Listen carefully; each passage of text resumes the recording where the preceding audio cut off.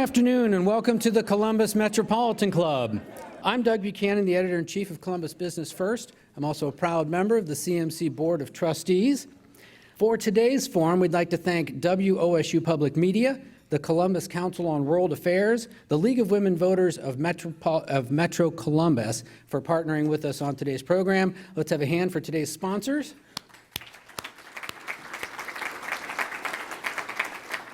Today's live stream is presented by the Emergency Response Fund of the Columbus Foundation in partnership with the Columbus Dispatch. The Democracy in Crisis series of monthly CMC forums is examining how democracy is being challenged here in the U.S., and at today's forum, we'll explore the international challenges to democracy. To launch this second forum in the series and to introduce today's speakers, please welcome Patrick Tyrion, President and CEO of the Columbus Council on World Affairs. Patrick, the podium is yours. Great, thank you, Doug. Please continue eating if you'd like. As Doug mentioned, I'm the CEO at the Columbus Council on World Affairs, and really our whole point for existing is to help everybody, people like you and me, make sense of the world. And you know, the way we do that is trying to work with students first to help them make sense. We work with 1,200 high school students in 20 school districts, amazing and inspiring young people. That's why we train employers around the community from nationwide to the city of Westerville on how to interact and communicate effectively with our growing diversity and global connections. And it's why we publish the Global Report, which is at your seats, as a way for people to better understand our global connections. And it's something we do proudly and we think is really important. We know there's always connections to local, which is part of what led us to the partnership with the Columbus Metropolitan Club. But the real kicker is what you know already, is that the CMC is an innovative, forward-thinking, and high-quality partner, and we're pleased to be delivering together with them some of this content for the year. I just asked my team here to raise their hands if you want to learn more about the council. Raise it high. Yeah, great, great.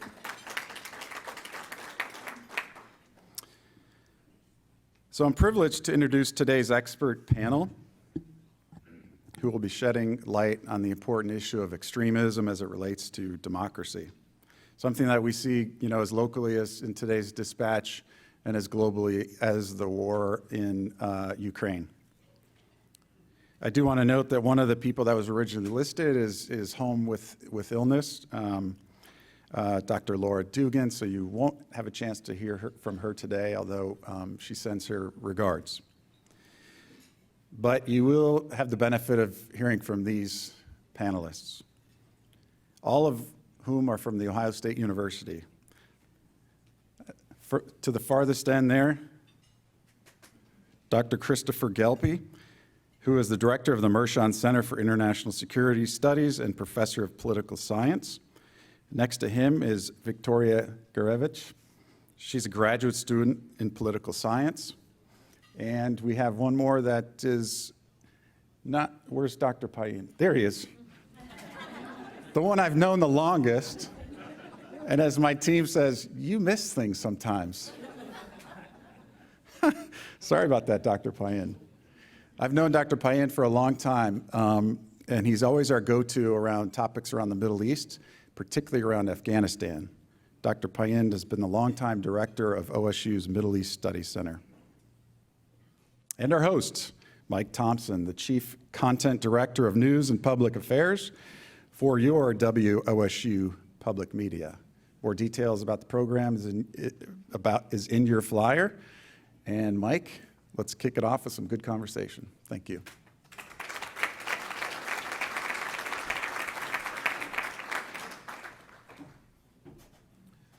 Good afternoon. It is afternoon. Yes, it is afternoon. Welcome to Season 1, Episode 2 of our Democracy in Crisis series.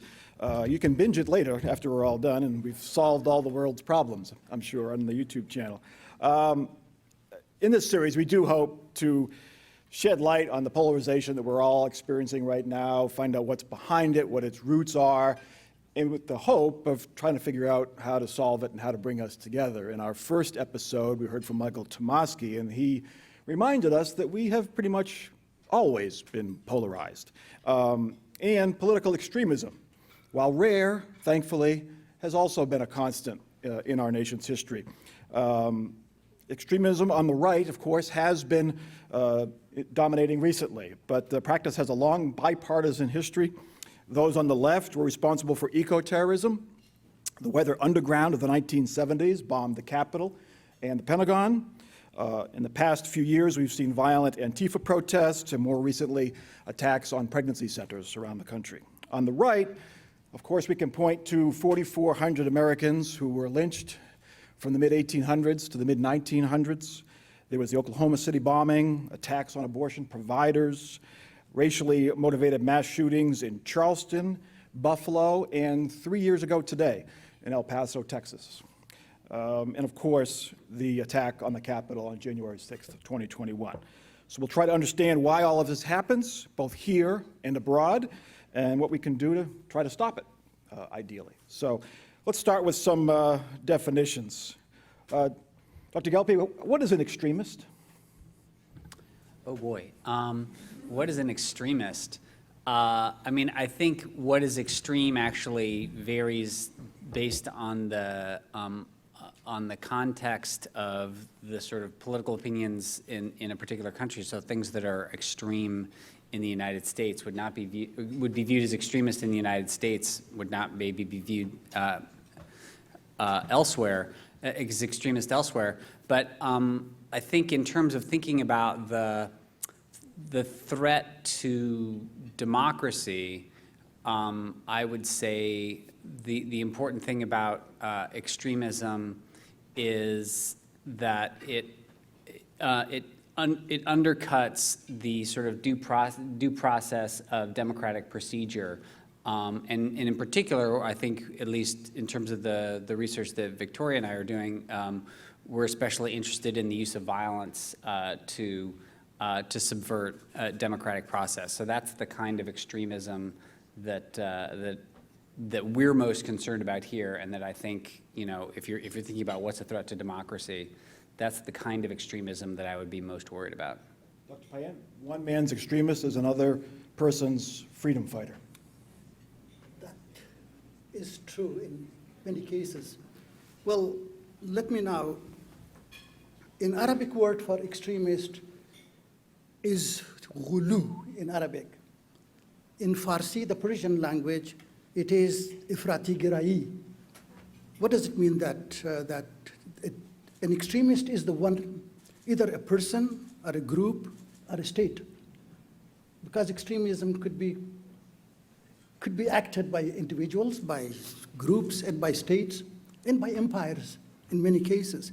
So it is that the people who commit acts that which are far and above what is accepted by the mainstream people of the same region. So if it's too far to the right, it is called ifrat in Arabic, and if it's too far to the left, it is tafrit. So both of them are considered to be, so that's what the definition in the Middle East, the Middle Eastern context is, that people who act which are far, far from the normal or from the middle, because in all religions of the Middle East, whether it's Judaism, Christianity, and Islam, they've all supported some sort of moderation in actions and prayers and everything, not to exaggerate to the level that it goes to the extreme. Victoria, who draws that line? And does that line move? On what? On where the line between extremism and aggressive protest, say, is? What is too far? Who sets that boundary? That's, I mean, every person or government, whoever's in charge, gets to decide, you know, where to intervene. But wherever that decision is made, there's a cascading series of repercussions that happen, right? So to Chris's point, that what is extremism and what we're concerned about most obviously is violence, right? We say, like, violence is where we draw the line, harm to others. However, if you make that decision, it's easy to work around it, right? There's so many groups that then intentionally direct their members not to engage in violence, to stay legitimate and to stay permissible. And this then throws into complicates this impression we have of the lone wolf terrorist, right? Because they acted alone, but everyone else exists in this ecosystem around them. They weren't violent. Were they not an extremist if they were like encouraging that behavior, if they contributed ideologically? So any decision you make, there are consequences that come from it. So any decision as to how to define it, there are things that then evade your attention, important things. So to draw that line both needs to happen, but you're going to miss a lot wherever you draw that line. So it just depends on what you're trying to accomplish. If you are, looking at this from a law enforcement perspective, you're going to have to draw the line at violence, and that's where you're looking. But if you're a civil society organization, you might want to draw the line a little bit back and find a way to include nonviolent expressions of extremism in order to reach and have your mandate reach those ideological activities as well, short of violence. Let's get to some of the roots and how we get to this point. The University of California, Davis recently had a survey that showed that 1 in 5 adults in the United States would be willing to condone acts of political violence. 12% thought it was, quote, sometimes justified to use violence if it meant returning Donald Trump to the presidency. Dr. Gelpi, how do feelings like that arise? That seems pretty stunning. I think so. Yeah, those are pretty stunning. I think it comes from a sense that the system is broken and doesn't work. What I think you have with regard to sort of right-wing extremism in the United States today is you have a large number of people who believe that the democratic process has not functioned for them because their interests haven't been represented and they've sort of been left behind. So a lot of these folks are economically, so it's largely kind of rural white America that is not done well, say over the last 40 years, and feel like the system doesn't work for them, and so that is what leads you to feel like I have to do something outside the system in order to be heard, in order to have my interests represented. It's distrust in elections. It started in 2000 with Bush v. Gore, then Kerry, we know in Ohio, is very close. Some Democrats, a very small number, questioned that election. Then, of course, 2016, Hillary Clinton wins by 3 million votes in the popular vote, loses the election, and then 2020 is a whole different level. It's been a long time in coming, so you can see how January 6th would happen. Dr. Payind? I was asked to write something on Middle East as the arena of conflict throughout the history. So I focused more on the extremism and conflicts in the Middle East, not in the United States. In the United States, what my students have always asked me about this question, that why these extremist acts happen, and why Middle East is the arena where it happened more than any other place.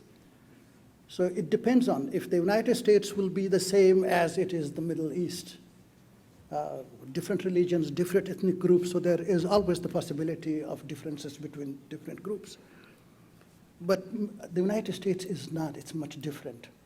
Here, democracy took roots. In many of the Middle Eastern countries, democracies did not take any, except for Israel, that can say that governments change without any fighting. But all others, either it's the family regimes or the dynastic regimes of Saudi Arabia, United Arab Emirates, Qatar, or it is dictatorships. So again, coming to that question of whether the democracies are a place where this extremism can thrive, the answer from the Middle Eastern people themselves is that usually this extremism is thriving in areas where there is no rule of law. We're not talking about the democracy in the Middle East. We're talking about some sort of representative governments in the Middle East. That does not exist either. So when I will be speaking about my talk, I'll discuss that matter there. Victoria, the scene we saw on January 6th was a scene we've seen in Middle Eastern countries, in developing nations. I think that's what's so stunning about the people climbing up the walls and breaking into the house of the people and the center of government. Is there a difference between that extremism and extremism we've seen in, places like Haiti or Sri Lanka recently, where they invaded the government offices? Oh, man. I mean, the execution, I would focus more on the intention and the beliefs behind it that led to those moments, which is important to consider. In which case, I would say, yes and no, because it doesn't matter if the feelings are real. So if the people felt marginalized, ignored, disempowered, it doesn't matter if you could objectively point and say, you're not really, it's fine, it was real, it was legitimate, compared to places where the elections are definitely not legitimate and the grievances and experiences are objectively much worse. It still feels the same, I think, to the people who feel roused to action in those kinds of ways. So I think that it's a tough question, right? Because you also don't want to legitimize something that's not deserving of that kind of honor and saying, yes, you do feel ignored, when historically in the context of this country they have been, but not. So it's a tricky question. I would say there are definitely similarities in how to address it. Maybe the roots of it would be a bit different, if anyone has. Go ahead. I would say in thinking about it, I agree with what Victoria said, but if in thinking about it in terms of what's the process of the threats to democracy, if you think about the threats to democracy and how democracy has collapsed around in other places around the world, the kinds of patterns that have led to the collapse of democracy a lot of other places around the world, those are the things that are happening in American politics today. So, if you want to think about countries like Hungary or Brazil or lots of other countries like that, we're not that different. And so I think we need to take it seriously because democracy can collapse. It does collapse in other countries, and the things that make it collapse in other countries are happening here. I get this question from my former students from the Middle East, from Iran, from Afghanistan, from even Pakistan. This is the question that they ask me as someone who have been teaching at the Ohio State University for the past 37 years, that they think that I know about everything, which I don't. Their question is that what happened on January the 6th? How could this happen in the United States? If it would happen in Pakistan or Afghanistan or Iran, we would have said that, how could this happen in a country such as the United States, that an election could be stolen? If it is true, it is stolen. And if it is not stolen, how can people really stomach this? Especially in a country which is the best educated and it has a democracy and from its independence. And even the French and others have written about the good democracy in the United. How could it happen in a country which is the beacon of democracy? This kind of thing could happen. This January the 6th. They are stunned. Many of them who are graduates from American universities. I'm not talking about the ones who went to either Al-Azhar University or any other Middle Eastern. So this is a big question for them. They are really stunned. They do not know how to answer this.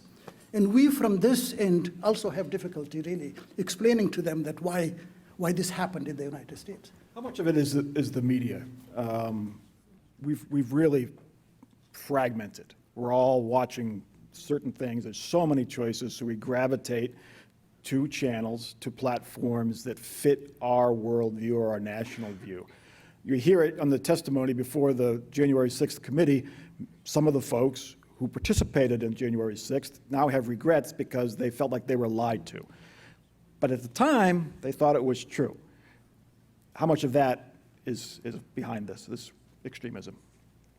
I think the media and the fragmentation of the media environment is a very big deal. And I think that the rise of partisan media, starting with Fox News really in 1996 and then MSNBC answering and so on, is a big deal because of the kind of echo chamber effect that that you're talking about. And there's quite a bit of evidence to suggest that watching that sort of partisan media on either side really does actually change attitudes and drive polarization. I would note, though, and this goes back to a point that was made earlier about how this is not a new process.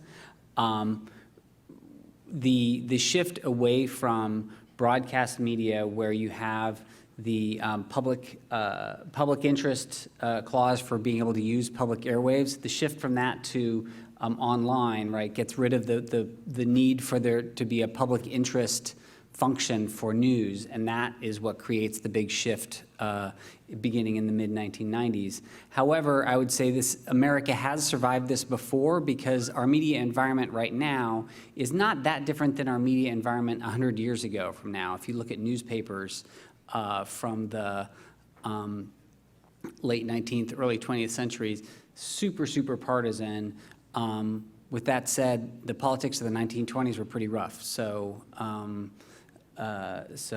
we're probably in for a bumpy ride. I would also add not just the polarization of public media, but social media and the algorithms. I teach a class on radicalization and de-radicalization, and the students in my class, they get to choose a different case study. And one of the case studies is on incels and voluntary celibates. And some bold girls in the class decided to go on TikTok, make an account, and just start clicking material that gradually built into a direction that they thought would become more misogynistic. And they could get there in 5 clicks to get to content that you think would just be at like the depths of the internet, but it was right there. And the way a lot of these algorithms are incentivized is to get you to click more. The New York Times has a great podcast on radicalization called called The Rabbit Hole, which talks about how this guy got up to viewing YouTube for 8 hours a day because the incentives of these algorithms was to get him to click and to get him to keep watching. So I definitely think, the Fox News and the CNNs polarize these, but the algorithms working on the social media apps that so many of us are on also play a very insidious role in all of this. Dr. Payind, what do you think is the greatest threat right now? What's the current threat? Is it political extremism? Is it religious extremism? Or is it racial extremism? Or is there something else I'm leaving out? All of the above, I would say. Religious extremism is not new in the Middle East. When you go to the Old Testament, you will find that the Egyptian pharaohs committed atrocities and extremism. Assyrians, Babylonians, and even some people think that the Arab Muslims, they did, the whole jihad, Christians did, the Crusaders, Inquisition, which happened. So this political and religious terrorism or extremism is nothing new. It transforms from one shape to another one. Well, I'll just share you with one thing that one of my students just wrote to me, text last night. He said that about Ayman al-Zawahiri, which was just killed in Kabul, the capital of Afghanistan. Taliban sheltered him. And he just said that, I asked him the question, I said, well, what are people think? He said that except the jihadi groups in Afghanistan, like Taliban and Al-Qaeda followers and Islamic Jihad and Al-Khurasan, everyone else is happy that this notorious terrorist is gone. So this it's not reflected in the same fashion in American mass media. Certain groups are the ones which are committing. And they're in charge of the power in the Middle East. They have the power, of course, and whether it's the Taliban or it's the royal family in Saudi Arabia, the United Arab Emirates, or the Ayatollahs in Iran. So I would say that all of these are dangerous, each one of them. And the important thing is that which one is taking advantage of the circumstances in any place. If it's religious violence in Afghanistan is a very good place. Taliban have used that against the Soviet Union and against the United States. If it is in Pakistan, that's totally a different matter. It's the India-Pakistani issues. Then if it's in the Middle East, it's the Arab-Israeli issues. Both of them are using religions and justifying based on religions and at the same time. So I would say that extremism and terrorism does not disappear. It changes its forms, its shapes. In some cases, some Middle Eastern people even use that. It's a kind of chameleon which can really adapt to the environment at the time and using. So I would say that all of them are dangerous. Turning to the domestic threats, how would you rank political, religious, racial extremism in the U.S. as a greater threat? I think that one, I don't know if the distinction is necessarily important, rather than just looking at who's the most active, both in frequency and in fatalities, where it's coming from. Also, political, racial, religious motivations are also often baked into one. If you look at, abortion rights, it's a political issue which has a lot of religious dimensions to it. That distinction, who picks up, who is energized by that question, can come from both like political orientations, and it can be a post hoc rationalization of why they became involved in it. So rather than looking at the source in order to determine what the priority is or what should be most concerning, I'd rather look at the size of their network, the frequency and violence of their activities, in order to determine that prioritization. We hear about the Proud Boys, the 3%ers. We see the images of the militias. We saw them on January 6th. We see them being charged. How are we making too much of these groups? I mean, they're pretty intimidating, but are they as big a threat as perhaps some fear they are? I think we're not making enough of these groups in terms of how America is responding to them, and actually that's some of the research that Victoria and I have been doing is about comparing responses to white supremacist violence versus responses to Islamic extremist violence. And what we find in a variety of different kinds of experiments that we run is that, in general, Americans are a lot less concerned about white supremacist violence than they are about Islamic extremist violence, despite what Victoria was saying before about how, in terms of numbers of deaths and so on, white supremacist violence is clearly a bigger threat in terms of killing people and so on. So I feel like we need to be paying more attention to this, and if you reorienting in our minds, if you will, our image of what who a terrorist is and what a terrorist looks like, that we've been focusing for 20 years on our particular image, and there was, now I'm blanking on his name, who was killed in the drone strike. Al-Zawahiri. Yeah. So that's what we think of as the terrorist threat to America. That's what we've thought about for the last 20 years or so. But white supremacist violence is a bigger threat to America right now than al-Qaeda. Yeah, the Anti-Defamation League did a study over the past 10 years. There have been about 450 murders committed by political extremists. Right-wing extremists committed 75% of those murders, according to the ADL. Islamic extremists responsible for 20%, and left-wing extremists 4%. So those are the statistics you mentioned there, that lately it's been right-wing extremists. Dr. Payind, you've closely monitored the past 20 years, being from Afghanistan, traveled there, studied it, had to explain to us, explain to them what's going on. Have we put the blame on the wrong people for certainly the past 10 years? The main problem was that neither the Soviet Union, which invaded Afghanistan from 1979 to 1989, they could not correct things. They did not build anything in Afghanistan except destroyed it. And then after September the 11th, Americans went there. A government was put in place which was very incapable. And everyone in Afghanistan knew about Hamid Karzai and others and others. And the same, the Ashraf Ghani government, they were very, I would say that these were the people that were not even, they did not know their own society. Many of them grown and raised and educated in foreign countries. So that was the main problem. The Soviet Union had the same problem. They did not have the cadres on the ground. They did not have the programs to implement in Afghanistan. So what happened? After 10 years, they just left. And 1 year later, the Soviet Union collapsed. I do not know. One of the newsmen asked President Trump that why are we withdrawing our troops from Afghanistan? And he said that, well, there was a thing such as the Soviet Union. And they went to Afghanistan and they became bankrupt and now it collapsed. So that's what we do not want to do that. I mean, if that's the mindset of someone that in Afghanistan, after 10 years, the Soviet Union failed, and after 20 years, Americans failed there is something wrong from the beginning. That they did not do well their job. They did not study Afghanistan. They did not do their homework. Right now, Taliban, for example, are in control of Afghanistan. But if Taliban will go to the election tomorrow, if there is election, they will not get 3 or 4% of the vote in Afghanistan.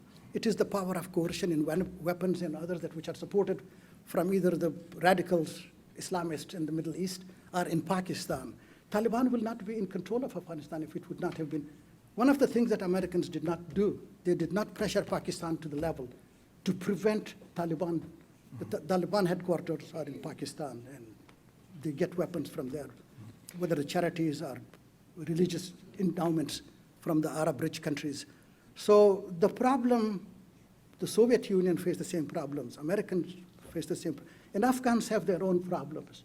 And it's a country that I think that only in some sort of pipe dream, if someone can think that the international community will get together and do things straight in Afghanistan, and that's not happening. Let's get to how we can stop this. In the past week, a judge has sentenced Guy Wesley Reffitt for his role in the January 6th insurrection. He got 7 years in prison. Can we police our way, arrest our way, imprison our way out of extremism, away from this threat? No.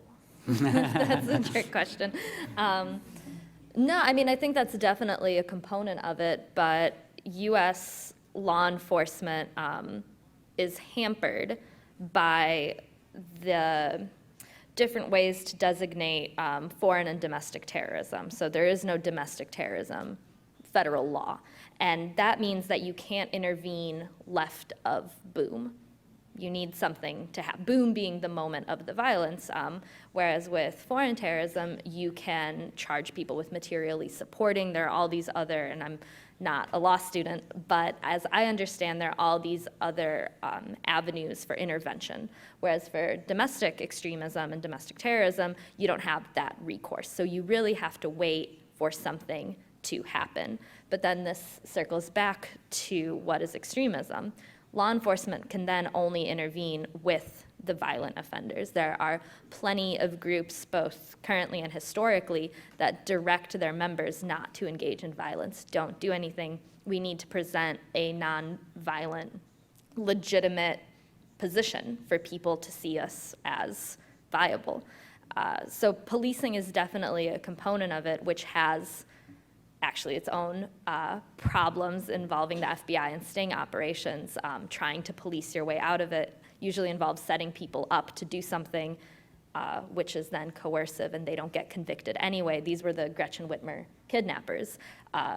The case was dismissed because they proved that they convincingly demonstrated that the FBI agent who was handling these people led them to the actions that they themselves would not even take. So in that case, law enforcement didn't work, right? They tried to intervene with a group of people that were plausibly going to engage in violence, but then the court said no. So no, we can't arrest our way out of this. Christopher, I think we all watched January 6th, and in the days right after January 6th, there was outrage, universal outrage. And I think many of us thought, okay, this is it. This is the tipping point. We've gone too far. Now we're going to pull it back. We're going to become more reasonable. I think that lasted for about a month. It was hard for politicians on the right to condemn these folks just straight out. Why is that? Because, well, I mean, the two-word answer is Donald Trump, but the larger answer, I think, really fits into the second reason why I agree with everything Victoria said about how we there need to be legal changes in order to be able to police this. But in addition to that, we would have to disentangle the sort of right-wing extremist violence movements from the political process, that there is a political constituency in America that is sympathetic to that kind of violence, and we have the leadership of one of the major political parties that is that is condoning that association. And as long as Donald Trump is able to make it politically impossible for Republicans to stand up against white supremacist violence, then it's going to be very hard to police it, because you have a major political party that is at least tacitly supporting that violence. Looking to another possible solution, in the past week, you've mentioned it earlier, that Al-Qaeda leader Ayman al-Zawahiri was killed by the CIA. Can we kill our way away from extremism? I don't think so. But my own view is that it could not have happened without the intelligence on the ground. Either the Taliban or anyone else, this kind of precision could not happen if there is no intelligence on the ground. Does that violence inflame extremists even more? Is there a danger in going that route? It is inflaming the extremists, but it is really pleasing the ones that were not extreme. And that's the majority in most of these countries are the people who just want to have food for their children in schools, and they're not extremists. That's what, in the past 37 years, I've been doing this field research in different Middle Eastern countries. People are not happy with the extremists. At the same time, they are not happy with their corrupt governments. With Hosni Mubarak for 30 years being the president till he was removed. Every one of them, the Tunisian president, and if Sadat would be alive, he will still be the president of Egypt, for example. So how do the moderates get, because it's the same as in this country. The extremists are very, very small. More now on the right, but there are some on the left. But most people are in the middle. How do we as a culture elevate those voices? Can we elevate those voices? Are there any lessons from around the world that could help us here? I think that we are blaming this right-wing extremists. It's not only the right-wing extremists like the Proud Boys and this and that. There are other people too. Look at the Congress and how many people are supporting this, that the election was stolen. It's a very large number of congressmen and senators. It's Josh Weil, not only one, or Ted Cruz or other. There are hundreds. So whether we should tell them that they are influenced by the right-wing extremists. So it's not only the fear should not be only from the right-wing extremists. The fear is somewhere else too, that we do not look at that from a very close perspective. Thoughts on the voice of the middle, a more reasoned approach? Even if you have fierce disagreements, let's look at issues like guns and the abortion issue. Very clear lines, but there's seem to be no middle ground in solving those issues. I would say one thing that we ought to do is actually be willing to take a hard look at ourselves and our own attitudes. That I think the kinds of attitudes that give space for racially motivated or right-wing extremist violence in America are attitudes that a lot of us may hold in some sort of unconscious way. And if we are willing to look at ourselves and take a hard look at biases that we may have, we can start to diffuse some of the sort of wider support for extremist violence. So, for example, in one of the experiments that Victoria and I did, we asked people about sentencing. We gave them an example of an extremist, and we randomly varied different aspects of the crime.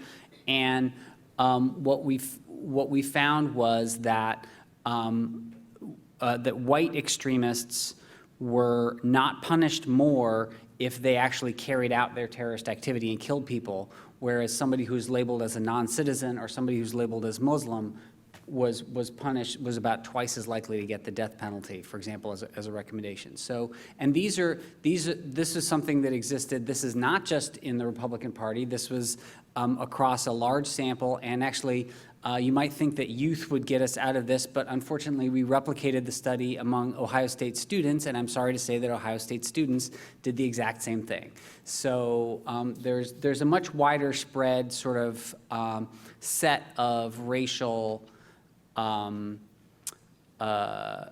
biases or assumptions that we have, racial and also national. This is about immigration as well. So, you know, start by examining yourself. To punctuate those findings, because I think these were really interesting, and so how it was a bomb plot that they read a hypothetical scenario, and we varied, you know, a name that was meant to convey like a white identity and a name that was meant to convey a Muslim identity. And then what we varied was if the plot was successful, that, you know, they killed 12 people in this bomb plot, or if it failed. And so the failure was a, you know, technical glitch. It had nothing to do with intent. And we found, then we said, you know, what should the sentence for this person be? Death penalty, life in prison, 25 years. And for white citizen offenders, we found that from a plot, or from a failed detonation to a successful attack, the probability of the death penalty did not change, meaning, you know, like 20% said, yeah, you'll still get the death penalty, but even if you were successful and you killed 12 people, that didn't change anything. Whereas for Muslim citizens, we found that at the beginning, when it was just a failed plot, the probability of the death penalty was the same at 20%. But for Muslim citizens, if they were successful, the death penalty shot up to like 50% or something, which suggests there was like this punitiveness related to your question, but I just wanted to punctuate that like part of our findings that I thought was important to highlight. We want to get to questions. It is CMC's tradition to take questions from our audience. If you're watching us online, please write your question into the chat function. And if you are here at the Boathouse, please approach the microphone. Jane Scott has our first online question. Well, we have quite a few questions, so anyone in the room, please join me and we'll do every other one. Kathy Fox asks, author of Our Own Worst Enemy, Tom Nichols, attributes recent extremism, especially on the right, to boredom and a desire to, quote, be seen as somebody. What are the panelists' thought on this premise? Is extremism rooted in boredom and the desire for notoriety? I think it's much more than these. Let's see, I'll just use one of the questions that I'm asked by my former students from Afghanistan that who were educated here and went back to Afghanistan. That why when the Soviet Union invaded Afghanistan in 1979, and the same sort of help was not available for the Afghans. And when Russia invaded Ukraine last year, and why this kind of help, billions of dollars and military equipment and this and that, why this happened, why? I could not answer really rightly. Probably what came to my mind was that probably they're white, they're Christians, they're Europeans. And who cared about the Afghans? They did not have petroleum, just like the Saudi Arabia does. And Saudi Arabia has petroleum. Our presidents go there and come back and then shake their hands. So that, because the petroleum, and Afghanistan does not have that. So I give these examples. And I do not know whether I would like the audience that, were my questions valid that I answered? That because the difference between Afghanistan and Ukraine was Europeans, whites, and Christians. And Afghans were Muslims, backward, did not have oil, and so and not whites. So I do not know. This is a question that we have to all answer, and I do not know. I ask your help. What other people on the panel, what do you think about that notion that it's idle minds? I'm pretty skeptical of that view because I think it sort of dismisses a lot of the deeper processes that are going on. It's just like we're bored and I want to be seen. I mean, I think there are real issues and reasons for people to be upset and to feel like they might need an extreme solution. So for example, life expectancy for whites who don't have a college education is actually going down in America, right? That's crazy. And so there's a reason for these people to believe that they are being left behind. And I think it's anger that comes out of that sort of thing that is generating this violence. And then the question is, okay, so something has gone radically wrong in terms of how a large chunk of Americans are not having their needs met. And then the question becomes, well, what is the story that we tell them about why that's happening? And the story that they have been told, by and large, is that it's non-white people and immigrants who are the reason why you are having this problem. And that, I think, is the root of why we're seeing this sort of response, not just that they're bored. And I would add that to kind of up that question. It's not boredom, but it's the quest for significance is kind of a validated theory that's been thrown around. And significance is a broad term. It can be significance. It could be the pursuit of love, adventure. So boredom kind of tames those feelings, but it is this more commonplace experience of wanting significance in some way. So I would say not boredom, but a quest for significance definitely plays a role. Go ahead. Retired social worker. I have two pretty broad questions. One is about money, the other is about education. To what extent do you think money, for instance, that backing Fox News and a lot of the think tanks affect the public opinion in America with respect to the extremes, and also education? To what extent is there a lacking of education of the younger people to learn how to be objective and be able to tell reality from falsehood? Thanks. Dr. Gelpi? That kind of goes to what you were saying, that disenfranchise these folks. Yeah, I think, I certainly think so there is, so how education can solve it is complicated, right? Because there is this huge gap between, say, college-educated and non-college-educated people in America in terms of their attitudes and all sorts of things. With that said, I'm not sure that it makes sense to say that, like, well, just everybody needs to go to college then. Like, I'm not sure that that's, I'm not sure that that's an answer.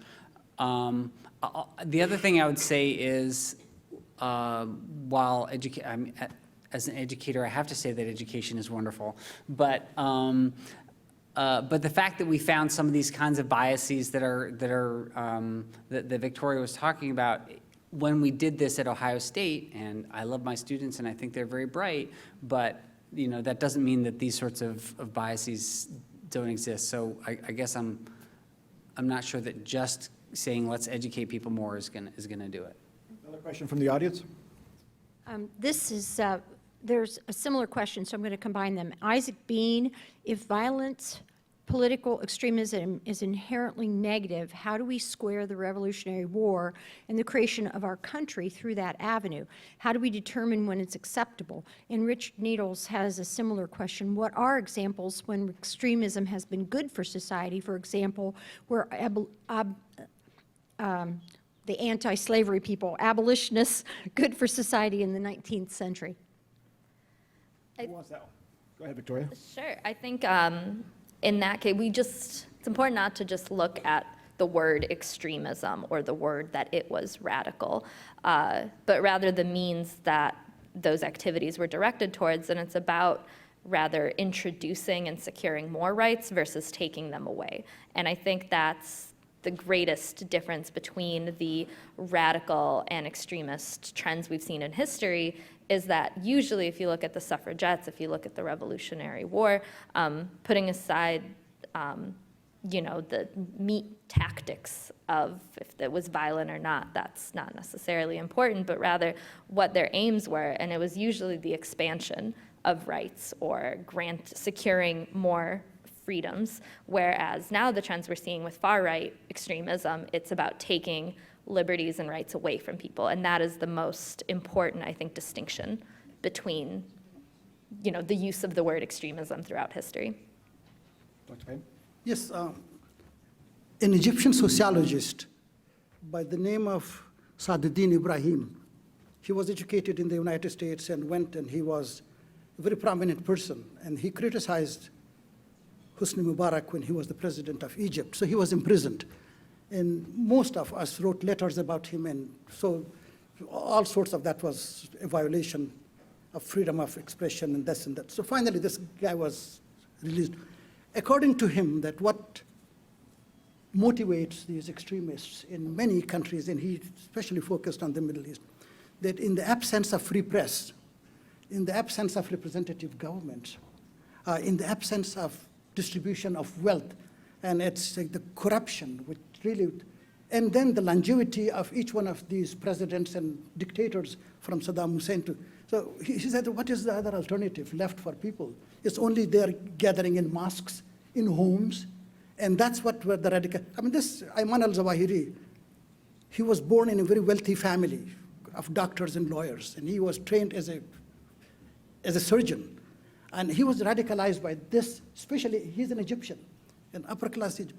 And this radicalization happened to him because of these in Egypt, close to Cairo, I do not know if you have been there are people who are born in the garbage dump. They are born there, close to that, and they are raised there, they become old, and they die there.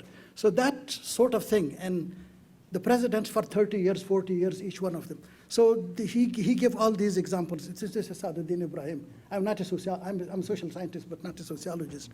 So he thinks that the roots of this kind of extremism is it's not that they are bored, they do not. So it's really, it's a life and death question for many of them. And they cannot do anything by legal ways, by elections, by parties, by writing. So what they do, the only thing is available is just to kill and assassinate someone that you hate. We have time for one more question. Go ahead, sir. Professor Gelpi, you mentioned earlier that there are democracies around the world that have fallen and that we have some of those similar characteristics, or we have some of those similar situations going on. Could you enumerate and specify in the democracies that have collapsed or are collapsing where we share similarities? Well, probably the number one that I would say is Hungary. So if you look at the Viktor Orban regime in Hungary and the way in which he has used the media and marginalized other political parties and so on, I think Viktor Orban is very, very much like Donald Trump, and the types of strategies that he uses to mobilize people is very similar. I think Erdogan in Turkey would be another example of similar types of use of basically false claims about election fraud, false claims about subversion, using the government to try to suppress opinion. So Turkey would be another example. I think Brazil is on the way with Bolsonaro in office. I don't know. Do y'all have other ideas of countries that are collapsing? You got it. Victoria, Those would be my top three. Victoria, real quick as we wrap up here. You're the youngest person up here. Are you optimistic we can overcome this extremism? I think so. Yeah, I think so. I think it takes, I don't think it'll get better right away, but I don't think that it's only downhill. I think we're going to it'll get worse for a little bit, but I ultimately think that we've come a long way in our ability to have disagreeable political discourse. What we know about these, I just taught a class on counter-radicalization, so I think we've got at least 60 students who are ready to start working on this. Anyone else wants to take the class? So yeah, I think that it's not going to get better right away, but I also don't think that this is kind of like, what is it, the death knell of democracy. Dr. Payind, you mentioned the roots of extremism, lack of a free press, We have that. We have a democratically elected government. But we do have the audience, the income gap. Are you optimistic, given that? Tremendous income gap, yeah. And the way that the rich and the elite of the society, where these elites are military elite or the civil servants, or that's the corruption is probably one of the problems that they all point to is the corrupt governments in many of these countries. These corrupt governments continue to perpetuate themselves. It's that what I mentioned, the longevity of each one of these. Unless there is an outside force or internal revolutions or uprisings to change the government. This Arab Spring, which started in the December of 2010, and about 11, 12 countries were affected by that, from Tunisia to Yemen, and Hosni Mubarak was removed. This was all sick and tired of this kind of corrupt and So are you optimistic yourself? Huh? Are you optimistic for this country? I'm not. I'm sorry to say that. The way I saw the January the 6th, in the way the election is going on, it gives me concerns. I'm trying to get a positive here, Dr. Gelpi. Okay, I'll offer hopeful, which is different than optimistic. I think that there are, and actually, I am optimistic that we can survive this in the sense that we have survived this and worse before, but as a country. But that doesn't mean that it's going to be good. And I do think that, you know, as Victoria said, there are things about our country that are better than they were 200 years ago, and so. You know, there's still an opportunity for progress, but I think the problems that we're facing, that the roots of this kind of violent extremism run pretty deep in America, and so we shouldn't imagine that it's just going to go away. Okay. Doug, I'll leave it to you.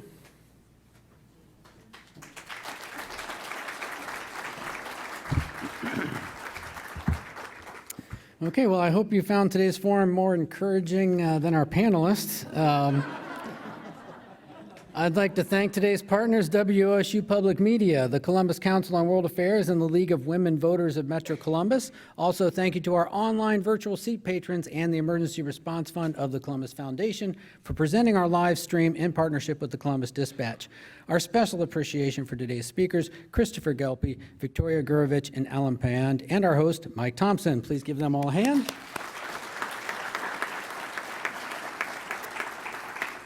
Please join us next Wednesday for Columbus Landmarks, Reborn and Repurposed, featuring the new CEO of Columbus Landmarks, Rebecca Kemper, plus a panel of experts.